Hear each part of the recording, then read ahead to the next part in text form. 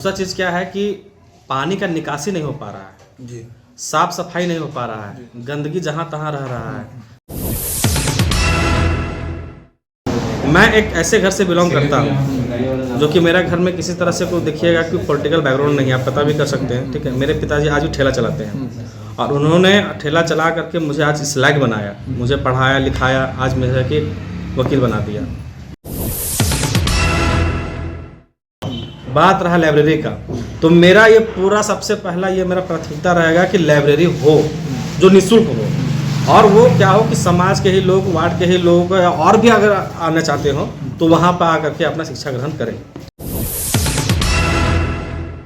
जैसे क्या है ना कि मोतियाबिंद से जो लोग जूझ रहे हैं, जिनको दिखाई कम दे रहा है, गरीब लोगों को पता ही नहीं कि हमारा इलाज कहाँ हो सकता है, वैसे लोगों को मैंने घर तक जा करके उनका है सो जांच करवा करके, और मोतियाबिंद जिन लोगों को मैंने पाया उन लोगों को हॉस्पिटल ले जा करके मुफ्त में इलाज करवाया।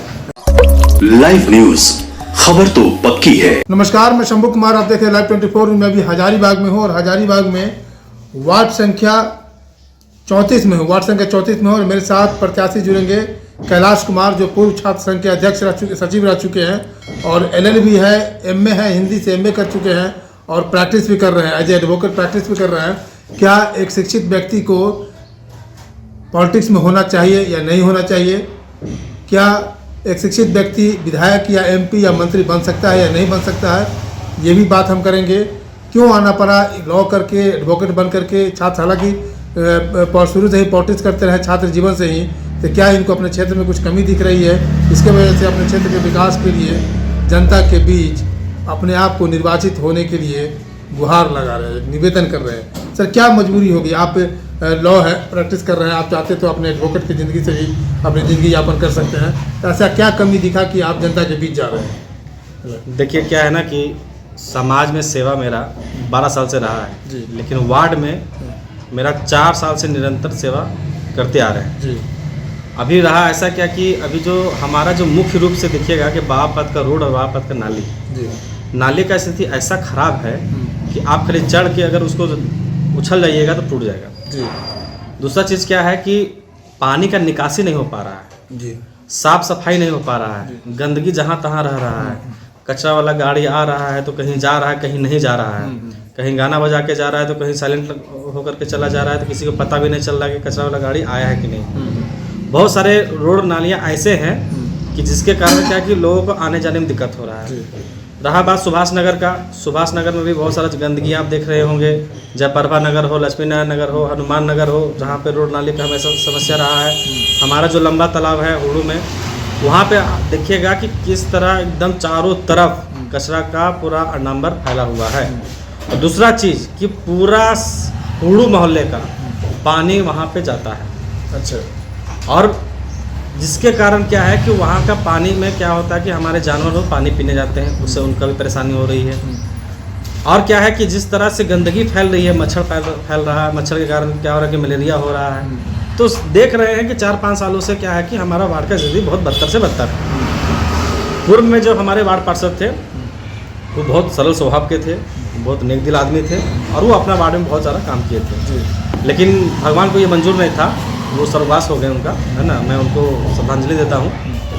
उनके रहते सब कुछ ठीक रहा और उनका जब से देहांत हो गया है तब से वार्ड का स्थिति बहुत ख़राब हो गया है।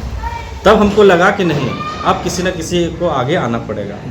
हम एक युवा बन करके लोगों के साथ में मिलना स्टार्ट किए, समस्याओं को जानना स्टार्ट किए और जहाँ तक हो सका वहाँ तक हम सबका है सो समस्या को निवारण करते रहे। ये आपकी मुख्य मुद्दा है जी, ये मुख्य मुद्दा है। एजुकेशन पर आप पढ़े लिखे हैं, आप हिंदी से पोस्ट ग्रेजुएट है हिंदी। जी। आप हम समझते हैं कि दुनिया में सबसे जो टफ लैंग्वेज है संस्कृत और हिंदी के अलावा ही कोई दूसरा लैंग्वेज है। तो इस एजुकेशन पर जो आपके क्षेत्र है, वार्ड, अपने ही वार्ड की बात करें तो एजुकेशन के ऊपर क्या आपका फोकस होगा? क्या आप कोई लाइब्रेरी खोलेंगे या मुफ्त शिक्षा की कोई इंडिकेशन देंगे कि मुफ्त शिक्षा का कोई ऐसा व्यवस्था किया जाए कि जो आर्थिक रूप से तंगी के हालात में उनको एजुकेशन दिया जाए? देखिए क्या है ना कि मैं छात्र राजनीति कर चुका हूँ और छात्र संघ सचिव मैं रहा हूँ मारकाम कॉलेज में 2016 में। आए दिन जो भी समस्या छात्रों का रहा है, या तो नामांकन से होकर के रहे, या कोचिंग में संस्थानों में रहे, या कोई अगर दूसरे क्षेत्र के लोग हैं जो यहाँ पे रह रहे हैं रेंट पे पढ़ाई के लिए, उन लोगों के साथ में कोई भी समस्या हो तो मैं खड़ा हूँ। बात रहा वार्ड का, तो वार्ड में ऐसे लोग जो पढ़ना चाहते हैं, पढ़ाई करना चाहते हैं, जो पढ़ाई कर रहे हैं, उनके लेकर के मैं हमेशा तत्पर, मैं पहले से भी खा रहा हूँ और आगे भी खा रहा हूँ। बात रहा लाइब्रेरी का, तो मेरा ये पूरा सबसे पहला ये मेरा प्राथमिकता रहेगा कि लाइब्रेरी हो जो निःशुल्क हो, और वो क्या हो कि समाज के ही लोग, वार्ड के ही लोग, और भी अगर आना चाहते हो तो वहाँ पर आकर के अपना शिक्षा ग्रहण करें। क्या कहना चाह रहे हैं? जैसे वार्ड में हमने कम से कम 100 लोगों से ज़्यादा लोगों का मोतिया बिन कर। अच्छा, ये पहले आप करवा चुके हैं? बहुत समाज सेवा में कर चुके हैं, ये बोलना चाहिए। हाँ, ठीक है। जैसे क्या है ना कि मोतिया बिन से जो लोग जूझ रहे हैं, जिनको दिखाई कम दे रहा है, गरीब लोगों को पता ही नहीं कि हमारा इलाज कहाँ हो सकता है, वैसे लोगों को मैंने घर तक जा करके उनका है सो जांच करवा करके, और मोतियाबिंद जिन लोगों को मैंने पाया उन लोगों को हॉस्पिटल ले जा करके मुफ्त में इलाज करवाया। अच्छा। साथ ही मैंने रविदास मोहल्ला, शाह मोहल्ला, पासवान मोहल्ला, सुभाष नगर, बाबापर, जयपरवा नगर, इन सब क्षेत्रों में मेडिकल कैंप लगा करके है ना लोगों का उपचार करने का काम किया। चिकित्सा से जिनको भी जो संबंधित जो भी कोई मामला रहा हो, उनको भी जो भी चीज़ समस्या रहा हो, हम लोगों ने हमेशा प्रयास किया। दूसरा चीज़ ये है कि लाइन बत्ती जहाँ कहीं भी खराब रहा हो, मैं आपको दिखा सकता हूँ कि मेरे पास प्रत्येक दिन 50 कॉल और 50 मैसेज आते हैं। यहाँ लाइट ख़राब हो गया है, यहाँ नाली ख़राब है, पानी भर गया है, यहाँ ये समस्या है, और मैं प्रत्येक दिन प्रयास करता हूँ कि उनको हमेशा दूर करने का। शुरू से हमारा निरंतर जो है समाज सेवा में कार्य में मेरा लगा रहा। दूसरा चीज़ क्या है कि मैं एक ऐसे घर से बिलोंग करता हूँ जो कि मेरा घर में किसी तरह से कोई देखिएगा कि पॉलिटिकल बैकग्राउंड नहीं है, आप पता भी कर सकते हैं, ठीक है। मेरे पिताजी आज भी ठेला चलाते हैं, और उन्होंने ठेला चला करके मुझे आज इस लायक बनाया, मुझे पढ़ाया लिखाया, आज मुझे कि वकील बना दिया, है ना।